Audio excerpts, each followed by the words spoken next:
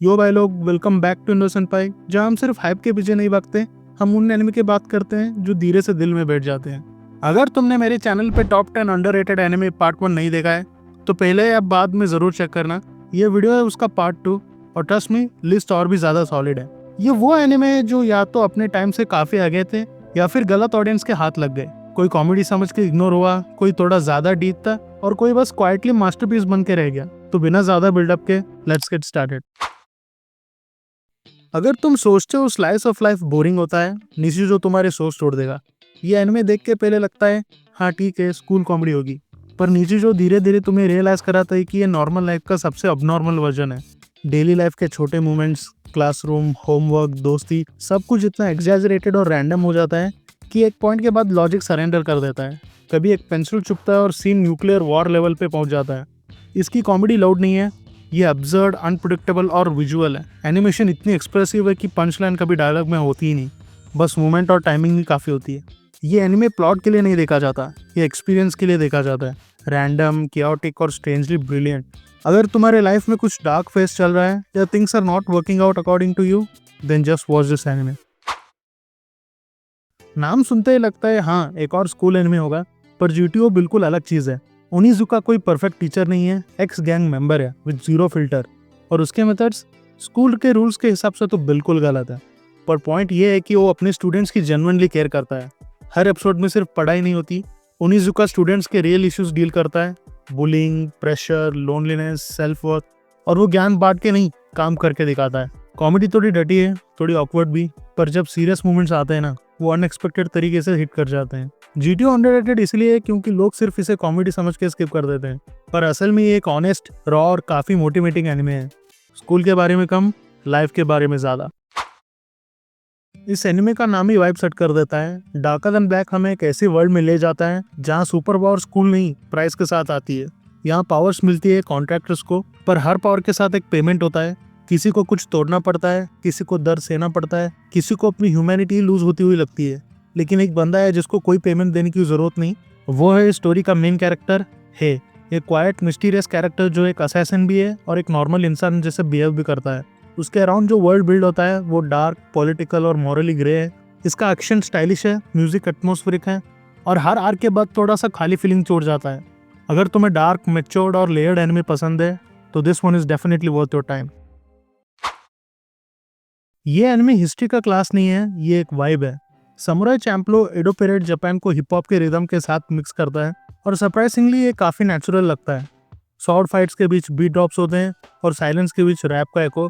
Story follow करती है Mugen, जिन और फू को, तीन बिल्कुल अलग लोग जो एक रैंडम प्रॉमिस की वजह से साथ ट्रैवल कर रहे हैं। जर्नी सिंपल लगती है, पर रास्ते में जो स्टोरीज मिलती है वो काफी पर्सनल और ग्राउंडेड होती है। इस एनिमे का सबसे स्ट्रॉन्ग पार्ट है इसका मूड, कभी चिल, कभी इमोशनल, कभी अचानक से काफी हैवी। एक्शन स्टाइलिश है पर ज्यादा शो ऑफ के लिए नहीं, हर फाइट कैरेक्टर का नेचर को रिफ्लेक्ट करता है। Even though this anime is pretty famous outside India में, इसको रिकॉग्निशन मिलना बहुत जरूरी है। I highly recommend this anime even if you are new to anime culture. ये एनिमे फ्लैशी नहीं है, ये कोल्ड, क्वाइट और हैवी है। 91 डेज एक माफिया रिवेंज स्टोरी है जो प्रोबेशन एरा अमेरिका में सेट है। No super powers, no heroes, बस गन्स, बिट्रेयल और बदला। स्टोरी फॉलो करती है एंजेलो को, एक लड़का जिसका पास्ट उसे छोड़ता नहीं, फैमिली खो चुका है और अब उसका लाइफ का सिर्फ एक ही गोल है, रिवेंज। स्लोली, पेशेंटली, बिना नॉइस के। इस एनिमे का पेस थोड़ा स्लो है, पर हर एपिसोड टेंशन बिल्ड करता है। फ्रेंडशिप यहाँ सेफ नहीं होती और ट्रस्ट एक लग्जरी बन जाता है। एक्शन कम है, पर जब होता है ना वो हिट करता है इमोशनली। अगर तुम्हें सीरियस, ग्राउंडेड और ट्रैजिक स्टोरी टेलिंग पसंद है तो ये एनिमे एक स्ट्रॉन्ग रिकमेंडेशन है।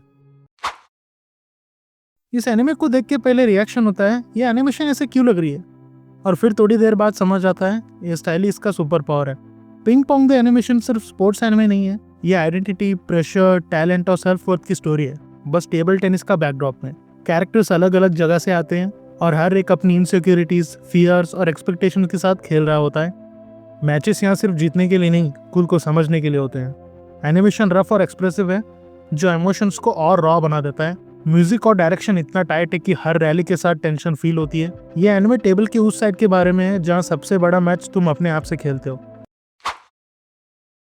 ये एनिमे थोड़ा अलग फील देता है, थोड़ा स्लो, थोड़ा मेलनकॉलिक और काफी हैवी। वो दूसरे ने एक ऐसी वर्ल्ड में सेट है जहाँ दुनिया एंड के करीब है। और वुल्फ्स जो इंसानों का रूप ले सकते हैं, एक मिथिक प्लेस पैराडाइज की तलाश में निकल पड़ते हैं। स्टोरी ज्यादा एक्सप्लेन नहीं करती, बस मूड क्रिएट करती है। लोनलीनेस, लॉस, होप, सब कुछ क्वाइटली फ्लो करता रहता है। इस एनिमे का स्ट्रॉन्गेस्ट पॉइंट है इसका एटमॉस्फेयर। म्यूजिक हॉन्टिंग है, स्नो सिटीज और रूइंड लैंडस्केप्स अंदर तक फील होते हैं। ये जर्नी डेस्टिनेशन के लिए कम और सफर के इमोशंस के लिए ज्यादा है। ये एनिमे देखने से ज्यादा एक्सपीरियंस करने वाली चीज है। स्लो, कंफ्यूजिंग और जानबूझ के अनकंफर्टेबल भी। सीरियल एक्सपेरिमेंट्स लेन एक क्वाइट इंट्रोवर्टेड लड़की के अराउंड घूमती है, जो धीरे धीरे इंटरनेट जैसे एक डिजिटल वर्ल्ड वायर्ड में घुसने लगती है। पर ये सिर्फ टेक्नोलॉजी की स्टोरी नहीं है, ये आइडेंटिटी, रियलिटी और एग्जिस्टेंस का ब्रेकडाउन है। यहाँ आंसर्स कम मिलते हैं, क्वेश्चंस ज्यादा। क्या रियल है, क्या वर्चुअल, और सेल्फ का मतलब क्या होता है, सब ब्लर हो जाता है। विजुअल्स मिनिमल है, साइलेंस हैवी है और हर एपिसोड थोड़ा सा और आइसोलेट कर देता है। लेन अंडररेटेड इसलिए है क्योंकि ये तुम्हें एंटरटेन करने की कोशिश नहीं करता, ये तुम्हें चैलेंज करता है। अगर तुम एक्सपेरिमेंटल, साइकोलॉजिकल और माइंड बेंडिंग एनिमे के लिए रेडी हो तो ये एक अनफॉरगेटेबल एक्सपीरियंस बन सकता है।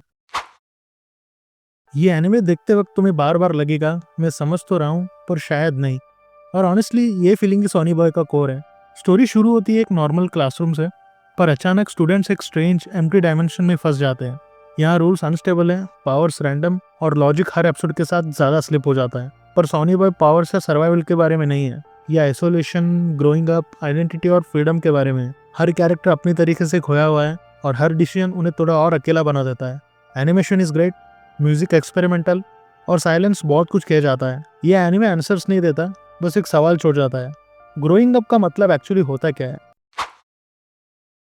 इस एनिमे का क्यूट आर्ट स्टाइल देख के जज मत करना, अंदर से ये ब्रूटल, डिप्रेसिंग और अनकंफर्टेबल है। स्टोरी एक नॉर्मल ऑप्टिमिस्टिक लड़का शू से शुरू होती है, जो अचानक एक वॉर टोन डिस्टोपियन वर्ल्ड में फेंक दिया जाता है।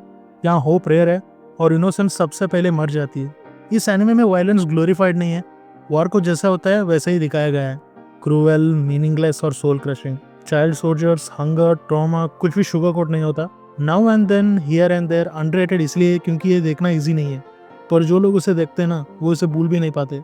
This anime is not for everyone, it's depressing as hell. ये एनिमे एंटरटेन करने के लिए नहीं बना, ये वॉर के अगेंस्ट एक साइलेंट स्क्रीम है। तो भाई लोग, ये थे टॉप 10 अंडररेटेड एनिमे। ये शोज ज्यादा लाउड नहीं थे पर ऑनेस्ट थे, और कभी कभी वही काफी होता है। कमेंट्स में जरूर बताओ कौन सा एनिमे तुम्हारे हिसाब से अभी भी अंडररेटेड है और जो और रिकॉग्निशन डिजर्व करता है। अगर लिस्ट पसंद आई हो तो लाइक कर दो, और अगर तुम हाइप से ज्यादा सब्सटेंस पसंद करते हो तो सब्सक्राइब कर लो। मैं मिलता हूँ नेक्स्ट वीडियो में, तब तक के लिए stay curious, stay underrated and stay senpai. Sayonara.